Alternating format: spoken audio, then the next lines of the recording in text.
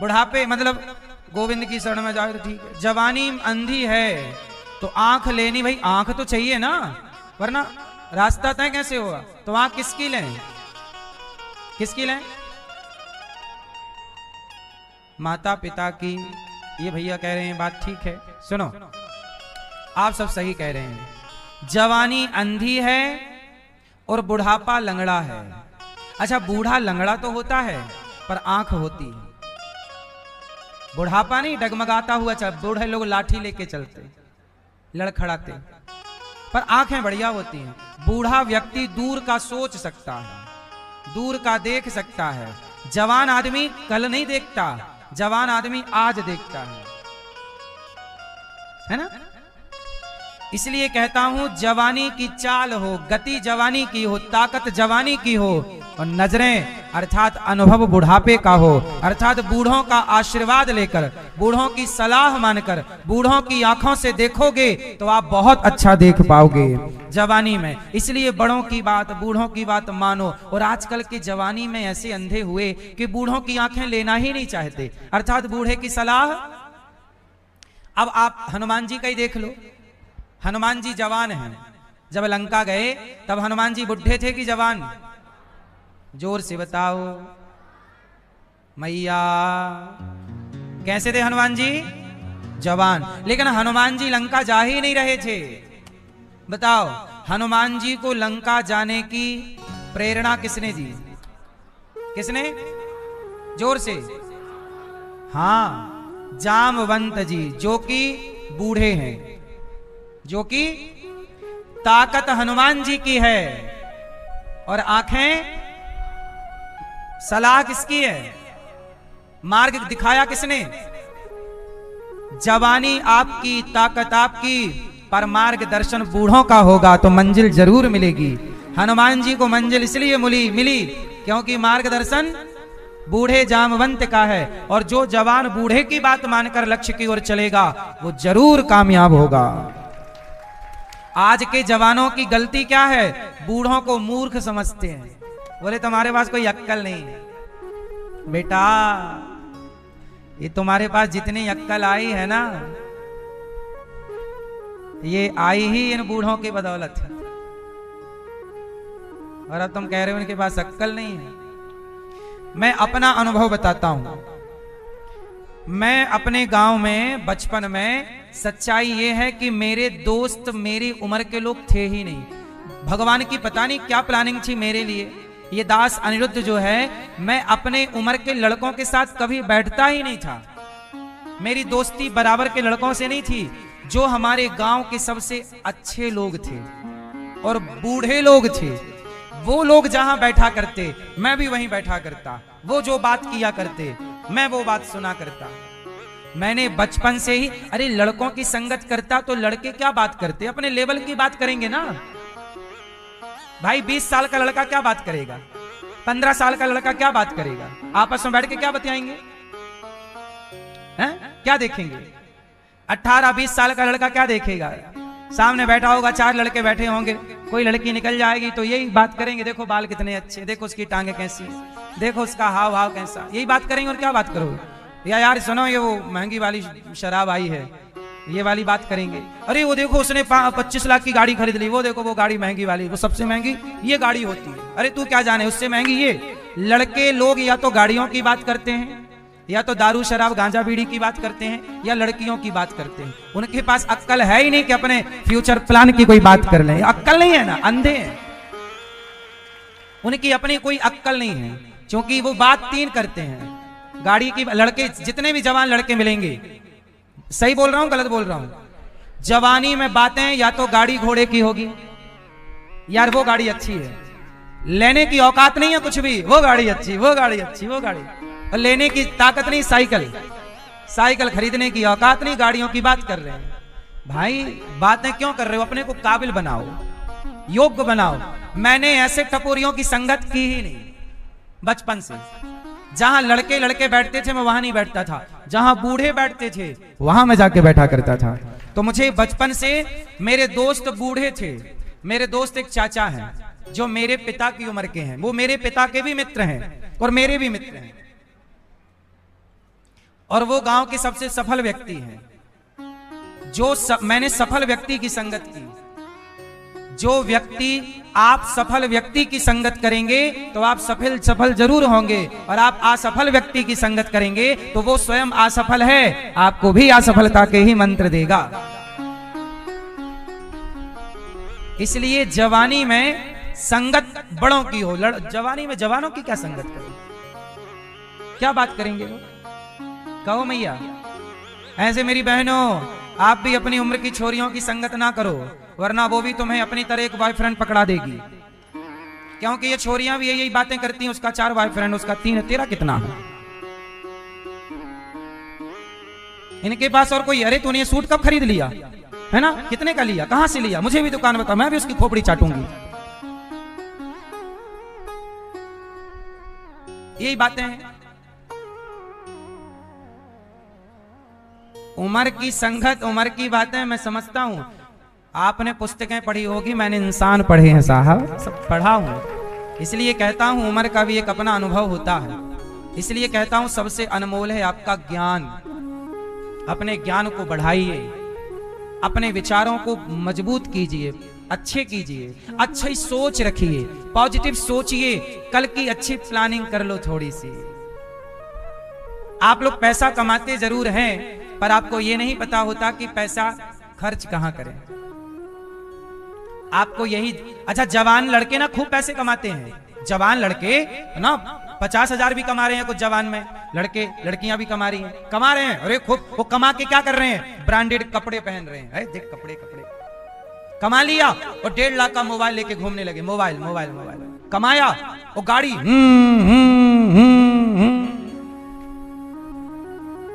कमाया, तो कपड़े, मोबाइल, गाड़ी। ये मैं बजाया ना, इनकी बुद्धि कितनी है। ये पैसे कमा भी लें तो ये करेंगे क्या मुझे पता है। पैसे का ये उपयोग नहीं है दोस्तों, आप असफल हो जाएंगे एक उम्र आते आते।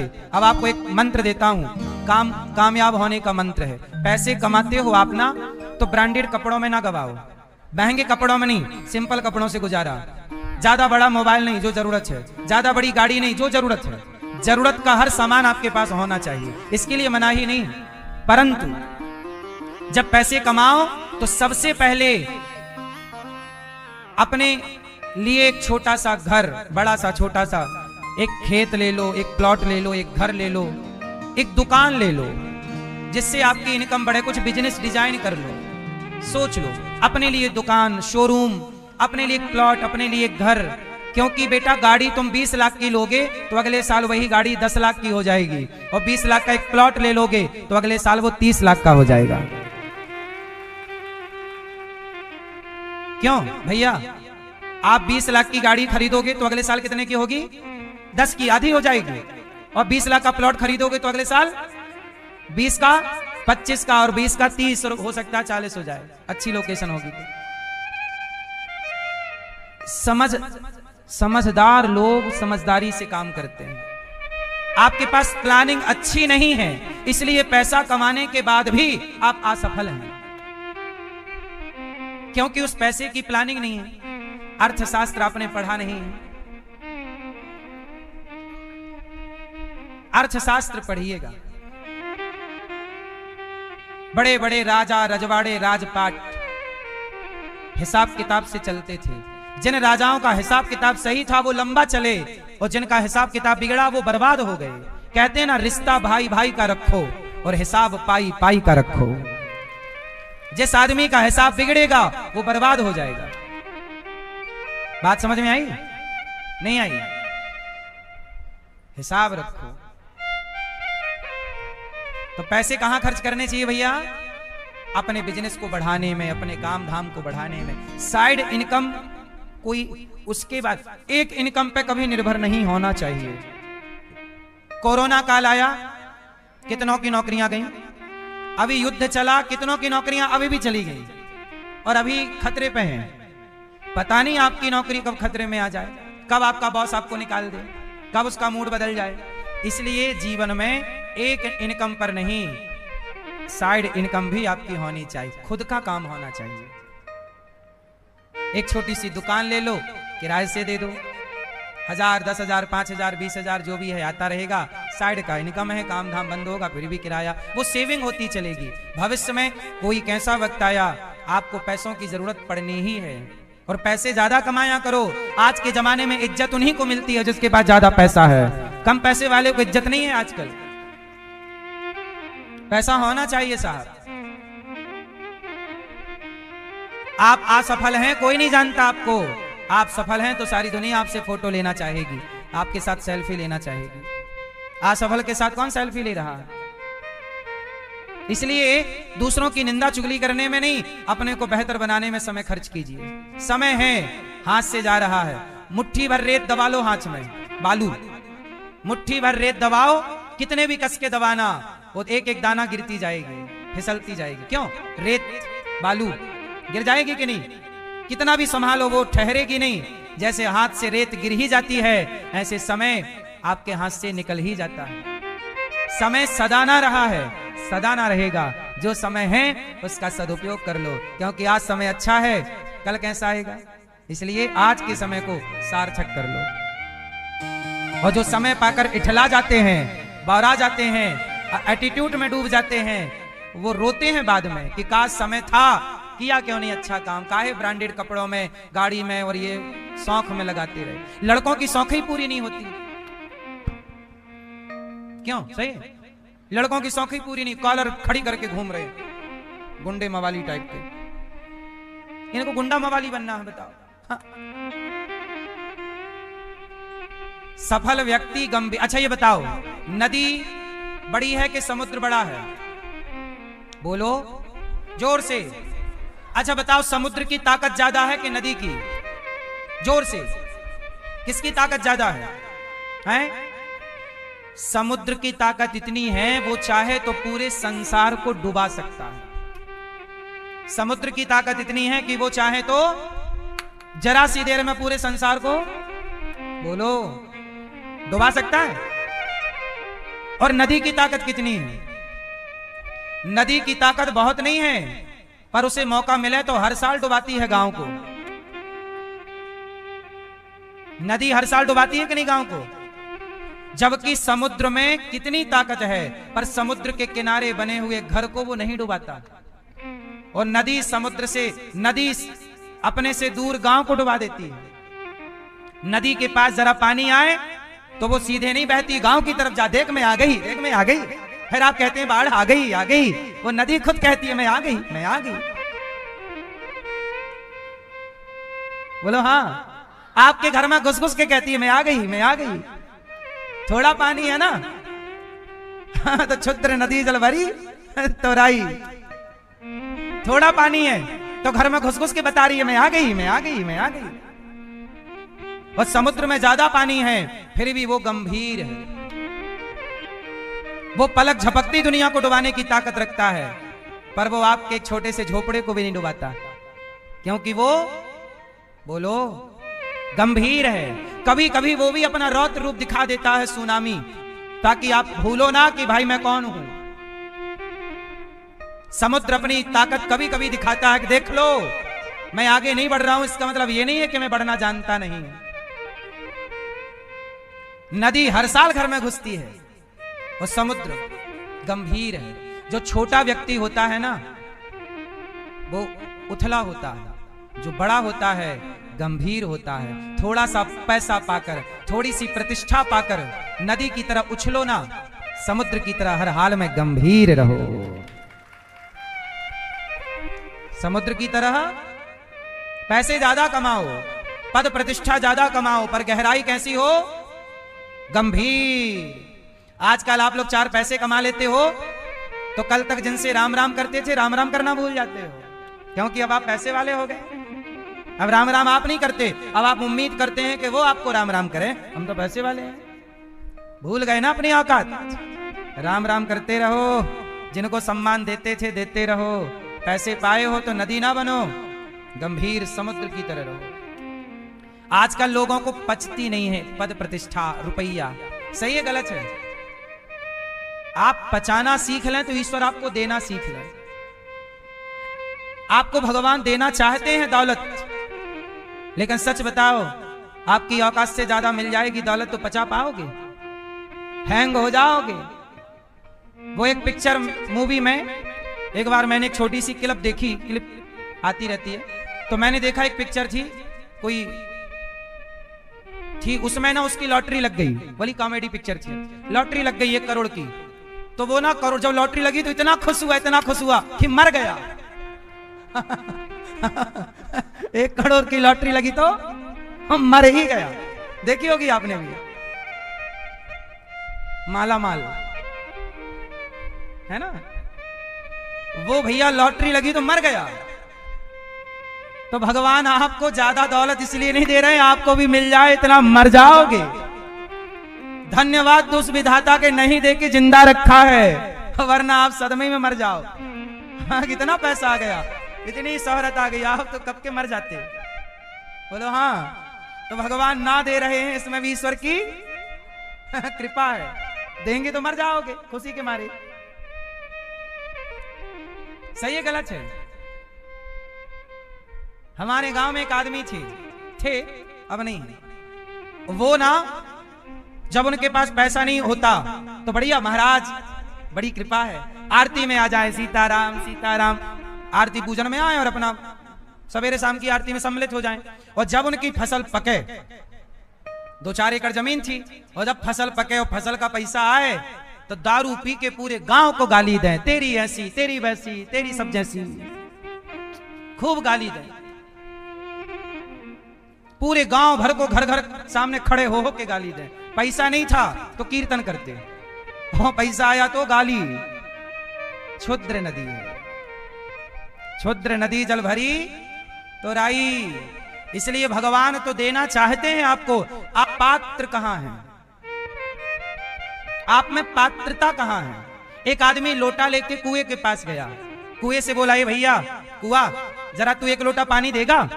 कुआ बोला, ले ले मैं तो दे रहा हूं। बोला, एक बात बता, सबसे ज्यादा पानी किसके पास है, मैं उसके पास जाऊंगा जिसके पास ज्यादा हो। तो कुआ बोला, मेरे से ज्यादा पानी नदी के पास होता है, जा। कुएं ने बोला, मेरे से ज्यादा पानी तालाब के पास है, जा तालाब। तालाब के पास गए, ए तालाब भैया जरा 1 लोटा पानी दोगे। तालाब बोला, ले लो भैया पानी। अरे सुन, मैं पानी उससे लूंगा जिसके पास ज्यादा है, तू बता तालाब तेरे में ज्यादा पानी है कि तेरे से ज्यादा किसी में है। तालाब बोला, मेरे से ज्यादा नदी के पास पानी होता है। अच्छा, मैं नदी से मिलता हूँ। नदी के पास गया, नदी बहन पानी दे, 1 लोटा पानी चाहिए। नदी बोली कि ठीक है पानी ले ले। बोला कि ये बता तेरे से ज्यादा पानी किसके पास है। नदी बोली, मेरे से ज्यादा पानी तो समुद्र के पास है। अच्छा हाँ, तो मुझे बड़े के पास जाना है, मैं छोटे से बात नहीं करता, मैं बड़े के पास जाऊंगा। समुद्र के पास गया, हाँ भैया समुद्र 1 लोटा पानी दोगे। समुद्र बोला, काहे नहीं दूंगा, लो पानी। पर ये बताओ तुम यहाँ क्यों आए। अरे मैं सबसे पहले कुएं के पास गया, फिर तालाब के पास गया, फिर नदी के पास गया। इन सबने कहा कि हमारे पास पानी कम है, समुद्र के पास पानी ज्यादा है, और मैं ज्यादा वाले के पास आया हूं, तुम्हारे पास ज्यादा है, तुम पानी दो। समुद्र हंसकर बोला, भैया मेरे पास तो पानी है, मैं तो ज्यादा दे सकता हूं, पर ज्यादा लेने की क्षमता तुम्हारी कहां है। तुम्हारे पास तो लोटा ही है, और लोटा तो कुआं भी भर सकता था। मैं तो तैयार हूं, तुम्हारा पात्र ही छोटा है। भगवान तो तैयार हैं आपको देने के लिए, आपका पात्र ही छोटा है, क्या करें।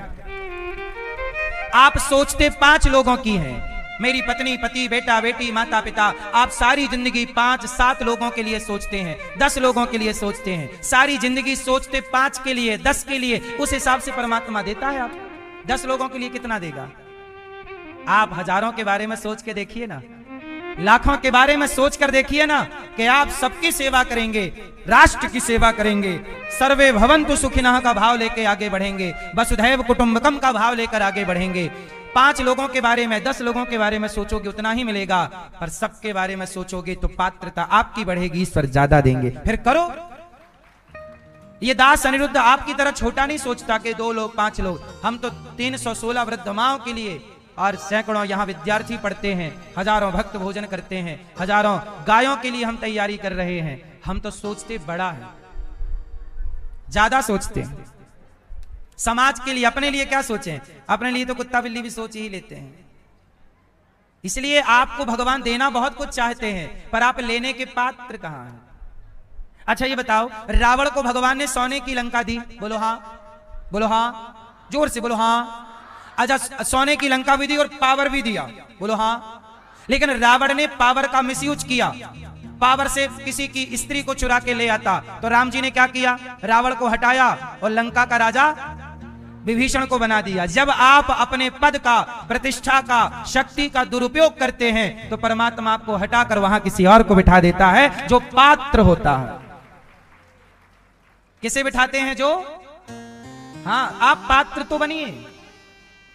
क्या बनिए? आप पात्र नहीं है। आपके पास पैसा आता है, दारू पी जाते हो, पैसा आता है, बकरा काट लेते हो, पैसा आता है, मुर्गा खा जाते हो, पैसा आता है, दूसरे को सताने लग जाते हो। पैसा आए, तुम दूसरों की रोटी तो दूसरों को खिलाओ तो सही, तुम दूसरों के बारे में अपना चूल्हा तो जलाओ, तुम दूसरों के बारे में सोचो, फिर ना आए तो कहना। भला कीजिए भला होगा, बुरा कीजिए बुरा होगा, यही सबको चुकाना है। आप समझते क्यों नहीं सिद्धांत को? ईश्वर भी तो देना चाहते हैं, भगवान तो लिए खड़े हैं, ले भैया ले ले। तू कहां लेने को तैयार है? आपको लेना नहीं आता, ईश्वर देना चाहते हैं। इसलिए कहता हूं अपना पात्र ठीक करो। अच्छा सुनो, एक साधु जी गए एक मैया के घर, मैया भिक्षाम देही, भिक्षा दो। मैया बोली बाबा बैठो, मैं खीर बनाई हूं, जरा खीर लाती हूं आपके लिए। अब लो भैया, मैया अंदर गई और बढ़िया बादाम आदाम डाल के, किशमिश डाल के उसने बढ़िया चावल की और दूध औंट औंट के बढ़िया, इतना सा चावल इतना सारे दूध में औंट औंट के तस्मई बनाई खीर। और जब खीर बनी तो कहा बाबा लाओ, मैं तुम्हें खीर देती हूं, लाओ अपना कमंडल लाओ। साधु जी ने अपना कमंडल दिया, पात्र देखा तो कमंडल में धूल माटी लगी थी, गंदा था। साधु जी ने कहा लो ये कमंडल में डाल दो अपनी खीर। मैया बोली बाबा कमंडल गंदा है, लाओ कमंडल लाओ, मैं तुम्हारा कमंडल साफ कर देती हूँ, धुल देती हूँ। साधु जी ने कहा नहीं नहीं, कमंडल मत धुलो, तुम इसी में खीर डाल दो। मैया बोली इतनी मेहनत से खीर बनाई है, इतनी बढ़िया खीर बनी है, और माटी वाले तुम्हारे कमंडल में डालूंगी, पूरी खीर खराब हो जाएगी, मैं नहीं डालती, पहले लाओ मैं धुलती हूं तुम्हारा कमंडल। तब साधु जी ने कहा मैया जब तू गंदे कमंडल में, गंदे पात्र में जब तू खीर नहीं डालती तो तेरे गंदे हृदय के पात्र में भगवान कृपा की खीर कैसे डालेंगे? तू चाहती है कृपा हो, पर तू अपने हृदय का कमंडल साफ करती ही नहीं। पहले तू अपना कमंडल तो साफ कर, ये भीतर की गंदगी तो हटा। छल कपट ईर्ष्या द्वेष ये तुम्हारे भीतर के कमंडल में ही तो भरा है। भाई आपके अंदर जो गंदगी है वो आपके पात्र में ही तो गंदगी है, बोलो हाँ। तो भगवान की कृपा की खीर कैसे आएगी? कृपा कैसे होगी? अब कृपा तब हो ना जब ये कमंडल, बोलो, ये हृदय का कमंडल साफ हो। इसलिए राम कहते हैं कि निर्मल मन जन सो मोहि पावा, और मोहि कपट छल छिद्र ना। जिसका मन, जिसका चित्त, जिसका हृदय निर्मल है उसी पर राम की कृपा होगी। इसलिए आप लोग अपने पात्र को ठीक करिए, अपने हृदय को अच्छा करिए। हमारे श्रीमती सितारा देवी मैया और श्रीमान मुंशी लाल चौहान जी इस कथा में परीक्षित बने हैं, और इनका पात्र, इनका हृदय पवित्र है। इसलिए हृदय पवित्र होगा तो भगवान की कथा प्रवेश करेगी, कर रही है।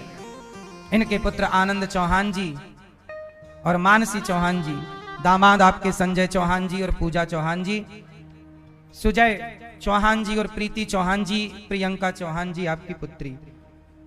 स्वर्गीय देवानंद चौहान जी की स्मृति में आप नासिक महाराष्ट्र से कथा का आयोजन करा रहे हैं और अपने लोक परलोक को सवार रहे हैं। कथा सुनते रहने से आपका जो हृदय का पात्र है वह निर्मल होता है। कहते ना मैली चादर ओढ़ के बंदे द्वारे कैसे आऊं, ये चादर मैली है, कैसे द्वार पे आऊं? बोले नित्य सत्संग करोगे तो ये हृदय का पात्र साफ होगा, चादर साफ होगी। आज सत्संग नहीं करते इसलिए गंदगी ज्यादा जमा है, छल ज्यादा, कपट ज्यादा, ईर्ष्या ज्यादा, द्वेष, निर्मलता नहीं है। हमारे श्रीमान धर्म कुमार चौबे जी और श्रीमती नीता चौबे जी आप भी परीक्षित बनकर कथा का रसपान करते हुए अपना लोक परलोक सवार रहे हैं और अपने चित्त में भगवान को स्थापित कर रहे हैं।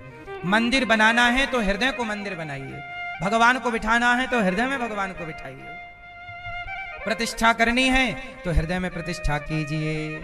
आपके पुत्र धैर्य चौबे जी, शिवांगी चौबे जी और बेटा अपूर्व चौबे जी, गरिमा चौबे जी, भव्य अक्षत अद्वैत चौबे जी और समस्त चौबे परिवार कवर्धा कबीर नगर छत्तीसगढ़ से हैं।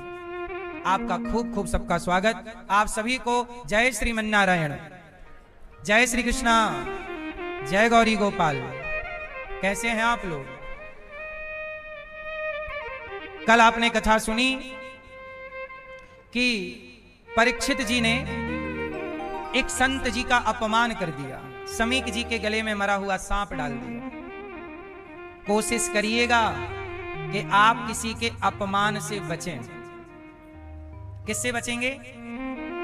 सम्मान करो सबका, अपमान ना करो किसी का। अपमान गलत है। परीक्षित जी ने अपमान कर दिया संत का। अच्छा ये बताओ, अपमान करने से उम्र बढ़ती है कि घटती है? परीक्षित जी ने अपमान किया, परीक्षित जी की उम्र घटकर 7 दिन की रह गई। अपमान से आयु घटती है और सम्मान से आयु। मैया सुन रही हो ना मेरी मां? अपमान ना करें कोई किसी का। राजा परीक्षित जी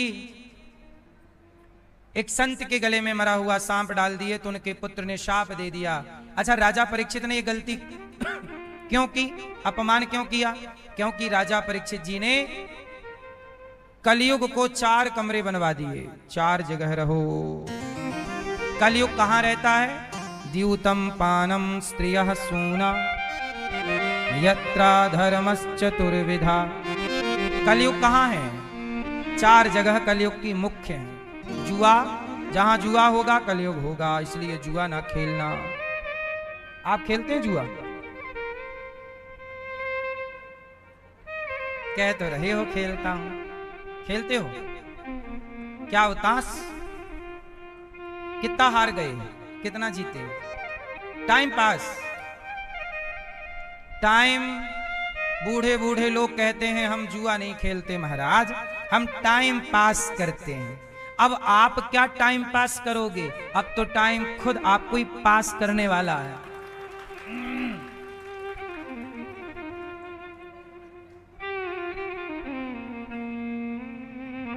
टाइम पास ना करो। ये उम्र टाइम पास करने की नहीं, टाइम को सार्थक करने की उम्र है। टाइम को क्या करने की आयु है? सार्थक करो, चिंतन भगवान का करो, टाइम सही खर्च, सही जगह पे खर्च करो।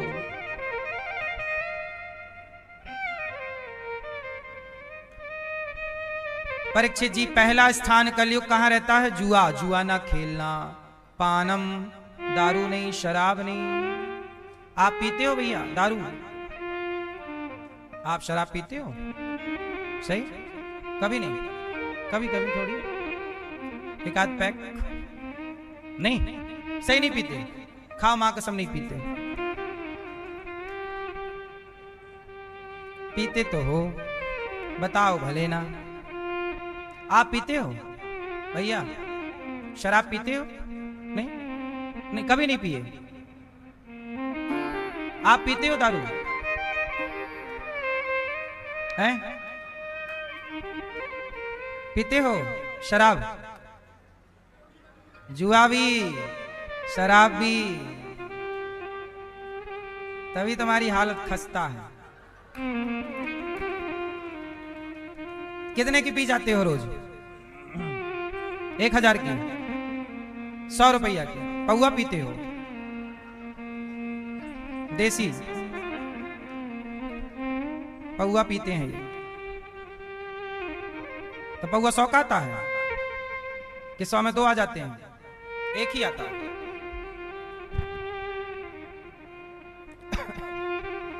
चलो बधाई हो आपको, शराब पीने की लख लख बधाई। शराब की दुकानें आप लोगों ने चला रखी हैं, आप जैसे महापुरुष हैं। जब तक आप जैसे महापुरुष धरती पे रहेंगे, शराब की दुकान बढ़िया चलती रहेंगी।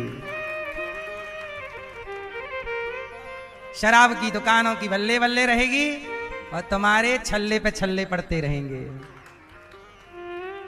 डॉक्टर बोलेगा एक छल्ला और डालो, ये और ब्लॉक है और डालो। वहां दुकानों की बल्ले बल्ले और तुम्हारे छल्ले छल्ले। क्या सही है? दारू पीने वालों को नहीं छल्ले वाले डलने लग जाते, सब ब्लॉक होने लग जाता है, हाँ या ना? तो आपके डले छल्ले नहीं, अभी जवानी है थोड़ा। सर आप रोज पीते हो हैं? अब नहीं पीना रोज, कभी कभी पियोगे, मतलब पियोगे। कलयुग का वास है शराब में, शराब पियोगे खल्लास। समय के पहले शराबी आदमी नहीं, कहीं एक्सीडेंट कर लेता है, कहीं नाले पे पड़ा है, कहीं कुछ कहीं कुछ, भरोसा नहीं है जिंदगी का। जुआ शराब द्यूतम पानम स्त्रिया, पराई स्त्री से बच के रहना। पर नारी पैनी छुरी, तीन तरफ से खाए। धन हरे यौवन हरे, और घोर नरक ले जाए।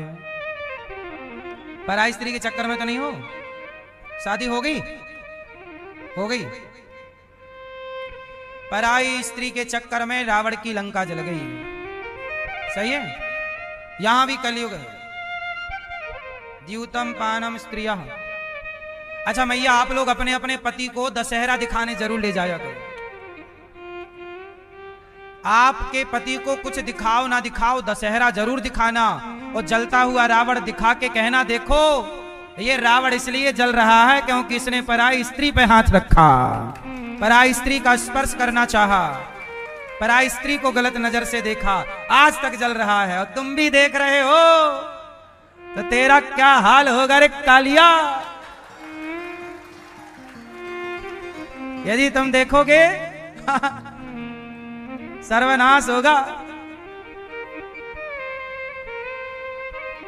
क्यों? रावण की लंका नहीं बची तो तुम्हारा घर बचेगा। इसलिए मैया अपने अपने पति की उंगली पकड़ के ले जाओ, चलो दशहरा देखने। देखो रावण जल रहा है, 100 फीट का रावण, 50 फीट का रावण, तुम तो 6 फीट के हो। 50 फीट का जल गया तो तुम 6 फीट के हो। बोलो हाँ।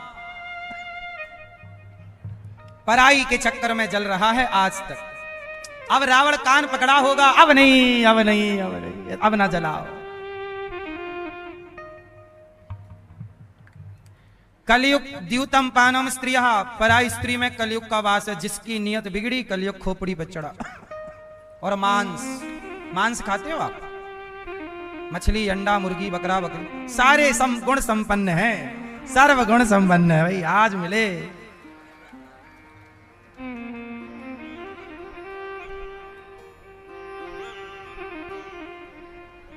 क्या नाम है? हैं? मुरारी, बुढ़ारी, पुरानी। अच्छा, पुरानी यादें हैं ये।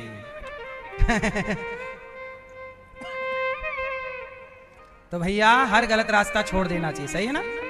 कोई भी गलत काम किसी को नहीं करना चाहिए, कोई भी नहीं। ये बातें सबके लिए हैं, किसी एक के लिए कोई बात नहीं है, सबके लिए है। और स्त्रियों के लिए भी, जैसे पुरुष पराई स्त्री को ना देखे, ऐसे आप भी पराये पुरुष को ना देखें। सही है? पराये पुरुष को ना देखिएगा। सूप न खाने देखा था तो उसकी नाक वाक का बैंड बज गया।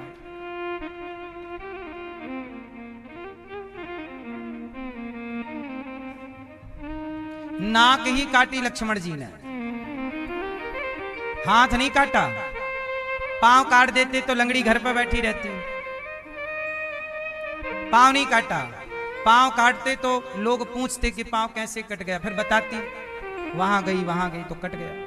हाथ काटते तो बताती कि वहां गई तो कट गया। लक्ष्मण जी ने नाक इसलिए काटी कि बताना नहीं पड़ेगा कि मैं कहां गई थी, लोग देखते ही समझ जाएंगे कि नाक कटाने ही गई थी। सो नाक कटा के आ गई। सही?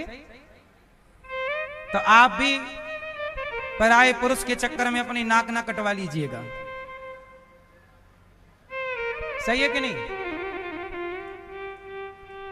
अभी एक, अब कितनी घटनाएं तो घटती हैं रोज, क्या क्या आपको सुनाएं। तो भगवान परीक्षित जी से सुखदेव भगवान कहते हैं, राजन, अब राजा परीक्षित को कलयुग सिर पे चढ़ा, बेईमानी से कमाए हुए धन में भी कलयुग होता है। राजा परीक्षित जी के सिर पर मुकुट थी, वो जरासंध की थी, कलयुग सिर पे आके बैठा। कलयुग ने राजा परीक्षित जी से संत का तिरस्कार कराया और 7 दिन में मरने का शाप लग गया। अब परीक्षित जी सुखदेव जी से कहते हैं कि मैं 7 दिन में मरने वाला हूं, बताइए मैं क्या करूं, मेरी आयु बहुत कम है, मैं क्या करूं। जिसकी आयु कम है, उम्र कम है, अब वो क्या करे। तब परीक्षित जी को सुखदेव जी ने कहा, आप भागवत सुनो, भागवत सुनेंगे तो 7 दिन में ही आप मोक्ष के अधिकारी बन जाएंगे। इसलिए जिसके पास समय कम है, कल्याण चाहता है, वो भागवत सुने। अभी 11 अप्रैल से यहाँ भागवत जी के पोथी पाठ बैठेंगे। आप भी अपनी माता को, पिता को, अपने पूर्वजों की सदगति को इस वैशाख के माह में आप भागवत जी का अनुष्ठान करा सकते हैं। जीवन में एक बार भागवत जरूर सुन लेनी चाहिए। इसी बहाने आपके बच्चे कथा सुनने यहाँ ले आया करो, बच्चे कथा सुन लेंगे, कुछ सीख लेंगे। कितनों के जीवन में परिवर्तन हुआ कथा से, कितनों के जीवन। आप कितने लोग ऐसे हैं जिन्होंने भागवत कराई, सुना, उनके जीवन में भागवत जी के पोथी पाठ से। एक मैया ने बताया कि हमारा वर्षों से काम रुका हुआ था, भागवत सुनी, पोथी पाठ कराई तो कृपा हुई और हमारा काम बन गया। जिसे जो चाहिए भागवत जी वो देती है। पितृ दोष किसी को है, पितरों की सदगति नहीं हुई तो भागवत जी से अच्छा उपाय कुछ नहीं हो सकता पितरों की सदगति का। तो 11 अप्रैल से आप भी भागवत जी के पोथी पाठ करा सकते हैं, अपने पितरों के लिए नाम लिखा सकते हैं। सुखदेव जी ने कहा, परीक्षित जी, जितासनो जित श्वासो जित संगो जितेंद्रिय। और जितासनो, आसन जीतो, जितासनो श्वास प्राणायाम जीतो, जित संगो, संग जीतो, और धीरे धीरे चित्त को, मन को केंद्रित करो भगवान के चरणों में। अच्छा एक बात बताओ, सुई हिलती रहेगी तो क्या धागा जाएगा? धागा जाने के लिए सुई का कैसा होना जरूरी है? स्थिर। जब तक सुई स्थिर नहीं होगी धागा नहीं जाएगा। ऐसे जब तक मन स्थिर नहीं होगा तब तक परमात्मा उस मन मंदिर में प्रवेश नहीं करेंगे। भगवान तब ही प्रवेश करेंगे जब मन की स्थिरता हो। इसलिए संत जन कहते हैं, सत्संग के द्वारा, जप के द्वारा, सेवा के द्वारा अपने चंचल मन को स्थिर करो, शांत करो। और हाय हाय ना चीराणी किम पथि न संति दिशंति भिक्षाम। अच्छा ये बताओ, आपकी जरूरतें ज्यादा हैं या कम हैं? आपकी जरूरत ज्यादा है भैया या कम? ज्यादा। तो ज्यादा जरूरत वाला व्यक्ति अच्छा होता है कि कम जरूरत वाला है? सुखी कौन है? जिसकी जरूरतें ज्यादा हैं वो सुखी है या जिसकी जरूरतें कम हैं वो सुखी है? बोलो। सुखी रहना है तो अपनी जरूरतों को कम कर लो। जैसे आप लोग व्यर्थ का खर्चा करते हैं। आप चाय पीते हैं? पीते हैं। कितनी बार पीते हो? 2 बार पीते हो? 1 बार पीते हो? कितनी बार खाते हो? 2 बार खाते हो। और भी कुछ खर्चे हैं, गुटखा, तंबाकू, सिगरेट, बीड़ी? नहीं। हमारे देश में सबसे ज्यादा चाय पी जाती है। चाय पीने के फायदे क्या हैं जरा आप मुझे बताओ, फिर नुकसान क्या है मैं आपको बताता हूं। चाय पीने के फायदे आप मुझे बताइए ताकि मैं भी चाय पीना शुरू करूं। हाँ भैया बताइए, चाय पीने से क्या फायदा है? थकावट कम होती है। थकते ही कब हो? बैठे बैठे। थकावट काम कुछ है नहीं, वो थक गए, लाओ चाय पी लेते हैं थकावट मिटाने के बहाने। कैसी गलत फहमियां आप लोगों ने पाल ली। ये दास अनिरुद्ध, मैं चाय नहीं पीता, पर कभी कभी चाय, कभी 2-4-6 महीने में एक आध बार कोई प्यार से पिला दिया, कहीं मजबूरी है तो पी भी लेते हैं, पर नशा नहीं है हमारा। हम चाय नहीं पीते, पर कभी 2-4-6 महीने में एक आध बार चाय पी लेते हैं, ताकि चाय ना पीने का घमंड ना आ जाए। चाय पीने के फायदे आप ना बता पाओगे, अब नुकसान सुनो। सबसे पहला नुकसान चाय का, सबसे पहला नुकसान चाय का चाय से नहीं है, किससे है? सबसे बड़ा नुकसान है चाय से नहीं, चाय बनने से लेकर पीने तक का जो टाइम है। चाय पीने के नाम पर आधा घंटा बर्बाद होता है। आप किसी के घर जाइए, कहिए भाई साहब अरे आइए चाय पी लीजिए, चाय पी लीजिए से लेकर के टाइम गिनना आधा घंटा हो जाएगा। 20 मिनट तो कहीं नहीं गए। बोलो हाँ, अब बताओ चाय कितने की है? 10 रुपए की। और 20 मिनट कितने के हैं? उत्तर दो। टाइम कीमती है कि चाय कीमती है? टाइम 20 मिनट यदि लगा तो 20 मिनट कितने के हैं? आप काश समय की वैल्यू करते, काश आप समय को समझते। जो व्यक्ति समय की इज्जत करेगा वो चाय के लफड़े में नहीं पड़ेगा, क्योंकि चाय हमेशा लेट कराती है। ये बात सही है कि गलत है? चाय से दिक्कत नहीं है, चाय से दिक्कत नहीं है। कई बार आप चाय के चक्कर में आधा घंटा लेट ऑफिस पहुंचते हैं, चाय के चक्कर में आप लेट हो जाते हैं। 10 रुपए के लिए आप 20 मिनट की कोई वैल्यू नहीं, आधे घंटे की।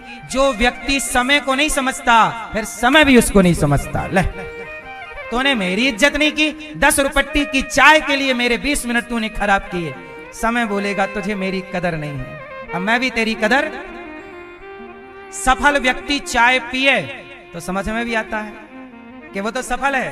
अब तो वो चाय पिए, जूस पिए, सफल है, उसके पास सब कुछ है। पर तुम अभी स्ट्रगल कर रहे हो, तुम्हारे पास अभी टाइम की बड़ी कीमत है और तुम अपना टाइम बर्बाद कर रहे हो। इसका मतलब आप टाइम को बिगाड़ रहे हो। चाय से सबसे बड़ी हानि किसकी है? टाइम की। किसकी हानि है? मैं जो कह रहा हूं वो सही है कि गलत है? समय बिगड़ता है कि नहीं? बोलो हाँ कि ना? बर्बाद होता है। फिर शमशान एक दिन मैं चला गया टहलते टहलते। आप लोग नहीं जाते ना टहलते हुए शमशान? हम जाते हैं, हम शमशान भी जाया करते हैं घूमते फिर। चलो आज टहलने चले शमशान, क्योंकि आप कहीं भी टहल लो आखिरी में पहुंचना वहीं है। तो जब आखिरी में पहुंचना तो पहले ही चल के देख लो क्या व्यवस्थाएं हैं। शमशान एक दिन मैं गया तो वहां लिखा था, क्या लिखा था जरा सुनिएगा।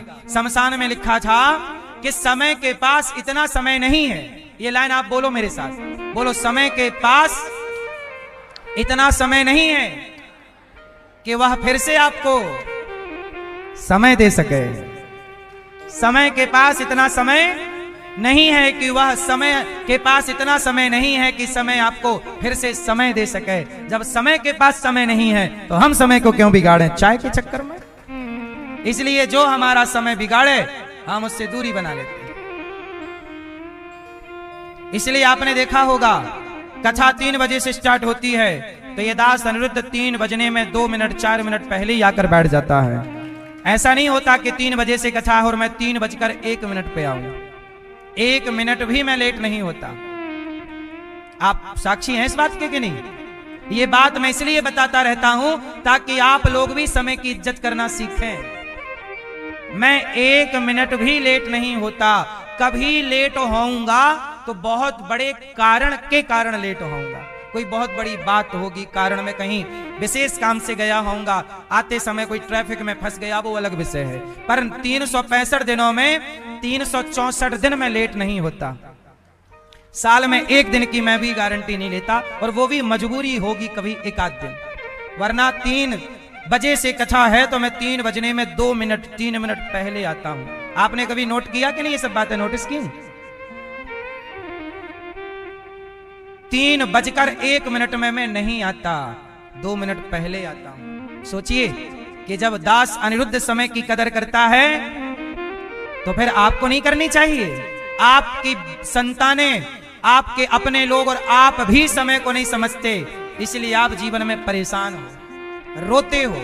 जीवन में कई बार आपकी इच्छाएं हैं पर आप परेशान हैं क्योंकि आप कदर नहीं करते वक्त की। सफल व्यक्ति समय को समझता है और असफल व्यक्ति समय की कीमत नहीं करता।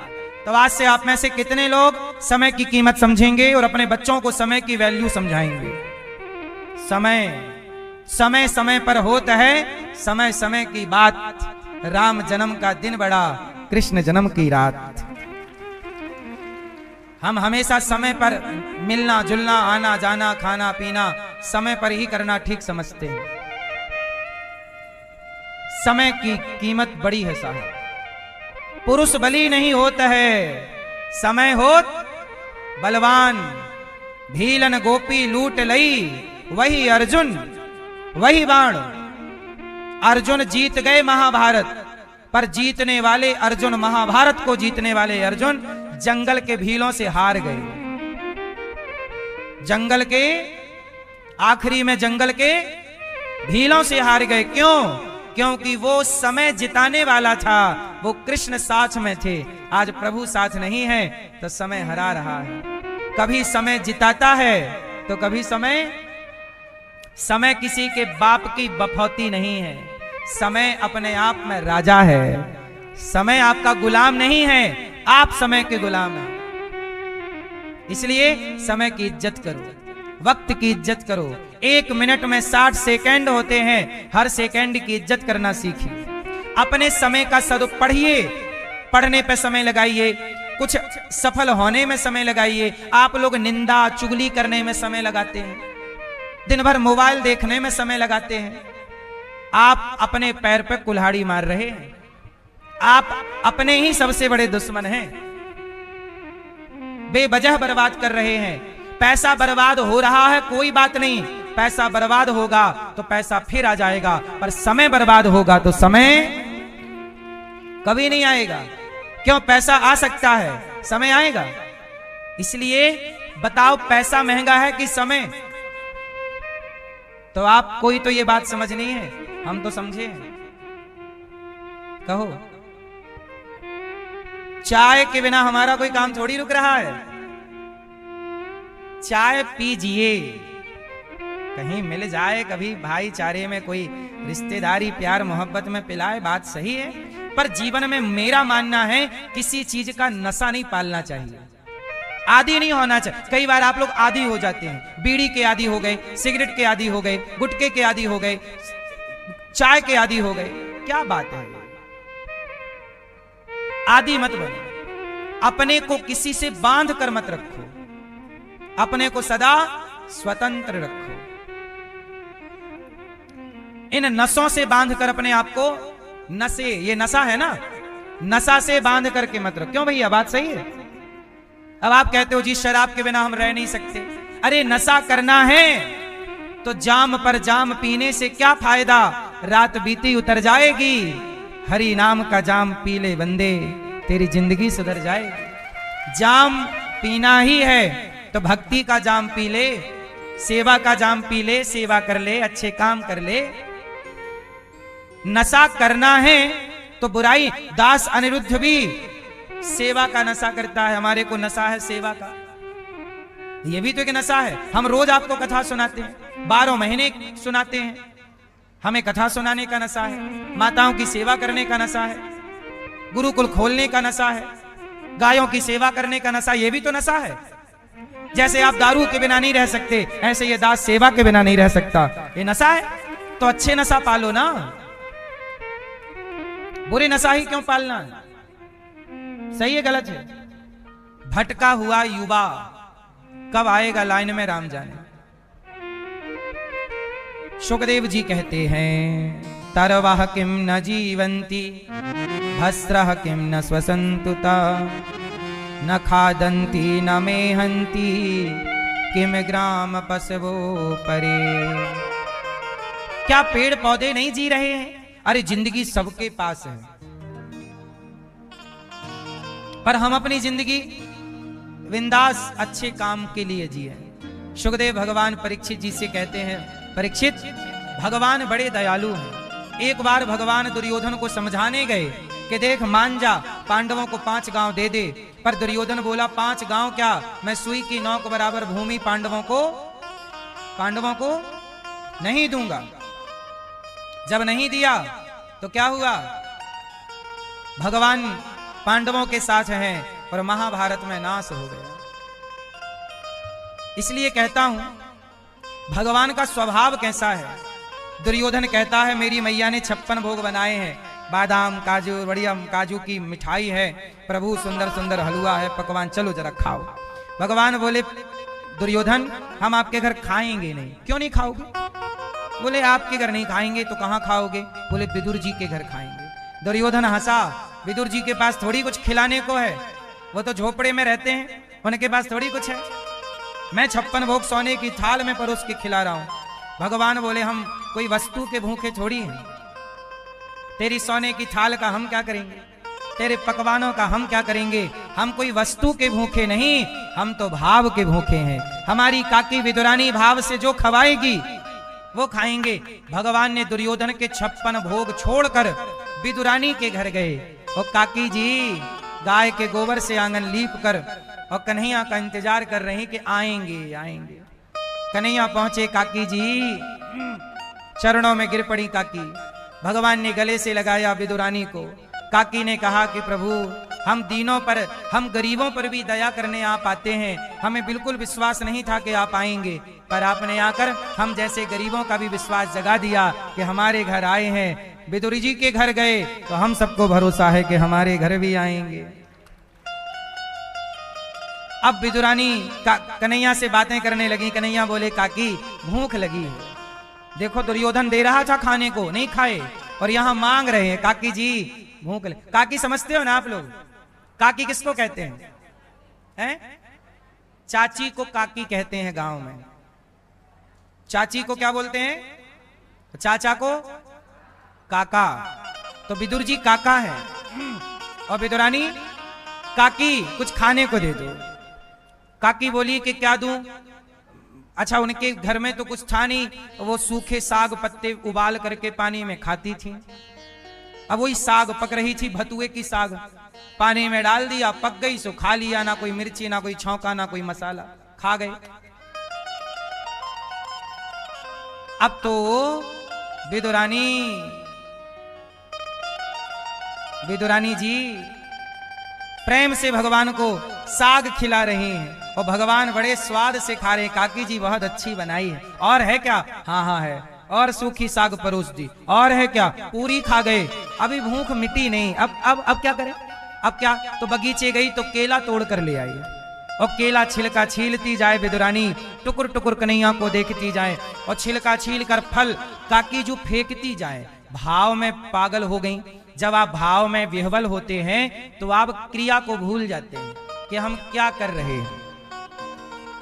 तो वो भाव में ऐसी डूब गई कि भूल गई कि हम छिलका खिला रहे हैं कि फल खिला रहे हैं।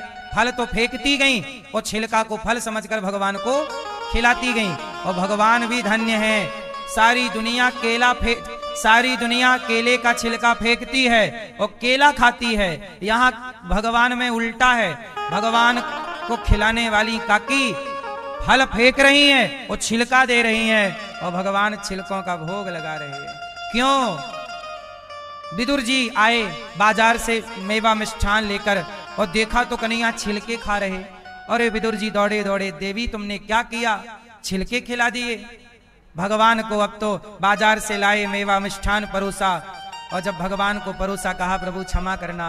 विदुरानी बोली प्रभु मैं भूल गई कि आपको क्या खिला रही हूं, आपने क्यों नहीं बताया कि मैं छिलका खा रहा हूं। अब 56 भोग जो विदुर जी बाजार से लाए वो खाते हुए भगवान ने कहा काका जी जो स्वाद मुझे इन छिलकों में मिला वो आपके 56 भोग में नहीं है। भाव का भूखा हूं मैं, भाव ही एक सार है और भाव से भजले मुझे तो भव से वेड़ा। भगवान भावग्राही जनार्दन। भगवान किसके भूखे हैं? वस्तु के भूखे नहीं है, क्रिया के भूखे नहीं। भाव क्या है? इसलिए कहता हूं भाव से जो भगवान को दिया जाए, पत्रम पुष्पम फलम तोयम यो में भक्त्या प्रयच्छति, जो दिया जाए सब कुछ ग्रहण है, पर कब? जब भाव हो। इसलिए भगवान को जब भोग लगाते हो, अच्छा आपके घर के भगवान जी खाते हैं कि नहीं खाते? क्यों भैया? आपके घर में जो भगवान जी हैं, जब आप भोग लगाते हो तो वो खाते हैं कि नहीं खाते? खाते हैं कि नहीं? रोटी आपने रखी थी 4 और बची 4, तो खाई कितनी? अब बताओ खाए कि नहीं? हैं भाई 4 रोटी आपने रखी भगवान को, और साग चावल रखा जो भी थाली में, और जैसे ही रखा था वैसे ही वापस उठा लिया, तो खाया क्या? क्या खाए? वही पूछ रहे हैं, जरा हमें समझाओ। क्या खाए भगवान? क्या खाए भगवान? पीछे वाले भैया आप बताओ, क्या खाए भैया? भैया जी क्या खाए भगवान? हाँ सुनो, जैसे पुष्प में मधुमक्खी बैठ जाए तो मधुमक्खी पुष्प से शहद ग्रहण कर लेती है। पुष्प से मधुमक्खी क्या ग्रहण करती है? शहद। जैसे मधुमक्खी पुष्प से शहद ग्रहण कर लेती है, ऐसे ही और जब ग्रहण करती है तब पुष्प का वजन कम नहीं होता। जैसे मधुमक्खी पुष्प से शहद ग्रहण करती है और शहद ग्रहण करने के बाद उस पुष्प का वजन कम नहीं होता, उसी तरह जब भगवान भक्त के दिए दाल चावल सब्जी रोटी पकवान का भोग लगाते हैं तो भक्त के उस भाव को ग्रहण कर लेते हैं और वस्तु आपके लिए छोड़ देते हैं कि तुम ले जाओ। तो भगवान उस मधुमक्खी की तरह जैसे वो रस को ग्रहण कर लेती है पुष्प को छोड़कर, ऐसे भगवान दाल चावल सब्जी रोटी को छोड़कर उस रोटी खिलाने वाले भक्त का, जो रोटी खिलाने का भाव की शहद है, वो भाव की शहद को ग्रहण कर लेते हैं। भावग्राही जनार्दन। इसलिए ये नहीं कहा जा सकता कि भगवान नहीं खाते, खाते हैं, भाव का भोग ग्रहण करते हैं। इसलिए आप रोज भोग लगाकर ही खाया करो। तुम ही निवेदित भोजन करें, बिना भोग लगाए भोजन नहीं करना चाहिए, बिना भगवान जी को खिलाए। अब कई लोग कहते हैं कि हम लहसुन प्याज खाएं कि ना खाएं, तो देखो भगवान को भोग नहीं लगता लहसुन प्याज का, लगता है? अब सवाल खड़ा हुआ कि क्यों नहीं लगता? तो भगवान को भोग इसलिए नहीं लगता क्योंकि भगवान, ये जो लहसुन प्याज है ये तामसी कोटि का भोजन है। तामसी मतलब, तामसी मतलब है यह, ये कह सकते हैं आप कि आसुरी प्रवृत्ति का भोजन है। भोजन तो है, लहसुन प्याज भी एक प्रकार का आहार ही है, पर यह सबके लिए योग्य नहीं। अब जैसे मांस भी है, मांस भी लोग खाते हैं पर अपने लिए योग्य नहीं है, ऐसे ही यह राक्षसी भोजन है लहसुन प्याज, तामसी है, इसलिए ये भगवान को भोग नहीं लगता। जब भगवान को भोग नहीं लगता तो भक्त सोचते हैं कि जब भगवान ही नहीं खाते तो हम तो वही खाते हैं जो भगवान खाते हैं, जो भगवान नहीं खाएं वो हम क्यों खाएं, इसलिए लोग नहीं खाते। यदि आप लोग लहसुन प्याज खाते हैं तो कोई पाप अपराध ऐसा नहीं है कि कोई बहुत बड़ा गुनाह है। भगवान नहीं ग्रहण करते सो नहीं खाते, अब कोई खाए ना खाए मर्जी आपकी, अब वो आपका डिसीजन है, आपको खाना है या नहीं खाना। भगवान का भोग नहीं लगता तो हम लोग सोचते हैं कि अपने लिए फिर अलग से बनाओ, भगवान के लिए बिना लहसुन प्याज का बना दो और फिर अपने लिए लहसुन प्याज का। तो बताओ फिर तो ये कपट हो गया, भगवान के लिए अलग स्वाद और अपने लिए अलग स्वाद। तो भक्त इस तरह का कपट ना करता हुआ जो भगवान खाएंगे हम वही खाएंगे, यह निश्चय करके वह हर वस्तु त्याग देता है जो ईश्वर ग्रहण नहीं करते।